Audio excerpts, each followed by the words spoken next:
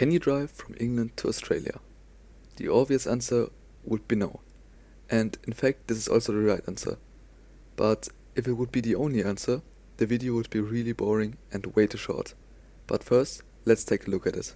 If you wanted to try to drive from England, let's take the capital London as a starting point, to Australia, you could get about this far, which are about 115 kilometers and would take you about 2 hours and 22 minutes. Your journey would be over at this point, as there's an ocean which you can't cross by driving a car. So this can't be the only answer to this question, right? Let's expand our focus a little more. For that, we have to take a little look at the time when England decided to colonize basically half of the world. Over time, England lost most of the colonies and the other ones got independent. So, the important fact is that Great Britain still got the British overseas territories. These territories have the British monarch, which currently is Queen Elizabeth II, as the head of state. And yeah, I know technically these territories are not part of England, as Great Britain is not the same as England. And in fact, England is actually only part of Great Britain, just as Scotland, Wales and Northern Ireland are. But in this video, we will still let it count. So, where were we? As these overseas territories still have the British monarch as the head of state, you can still count them, at least in some way, as a part of Great Britain. These overseas territories are mainly islands, like the Falkland Islands or the Cayman Islands. But they don't help us to solve our question, as they are islands and therefore surrounded by ocean and not Australia on all sides. But I said most of them are islands. That means there are also territories on the mainland, such as Gibraltar. Gibraltar is a small nation located here in Europe, just south of Spain and nearly connected to Africa, from which it is divided by just the Strait of Gibraltar. It has its own government, but the head of state is still the British monarch, so we will make it count. It is placed on the Europe mainland, which gives us the possibility to drive from Gibraltar, in some way a part of Great Britain, all the way through Europe and also through most parts of Asia. Still, it wouldn't get us quite to Australia. Your journey would have to stop in Malaysia or Singapore, since there's the next ocean stopping you from reaching Australia. That's why we have to take some more things into consideration. Both Australia and the United Kingdom claim some parts of another landmass, not placed in Europe nor in Oceania, but I'm talking about Antarctica. Some parts of the mainland of Antarctica are claimed by Great Britain and others by Australia.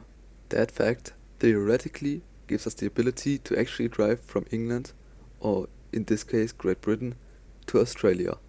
But don't leave yet, because there's still a major problem to it.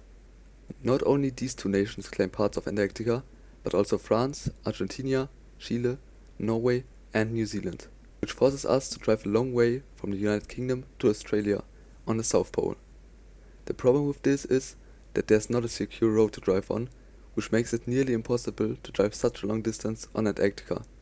Overall, it would be way too dangerous, and I really would suggest all of you to never try it out. So, we have found a possible way to drive from England. Yes, I know it is technically still only the United Kingdom, but it counts. To Australia. But it is really hard to do so and nearly impossible. So, can we maybe find a better way? No, I don't think we can. Unless we cheat a little bit. You might wonder what I mean by cheating, and you will see in just a second. What if we don't take the terms Australia and England as names for countries, but rather for other things? I'm talking about US cities in particular. If we don't talk about England as a part of the United Kingdom, but rather about the city, England, in Kansas, with a population of about 2,477 in the year 2020, and instead of talking about Australia as a nation in Oceania, we talk about Australia as a former town in Mississippi. In the year 1900, this town, which is now a ghost town, had a population of 39.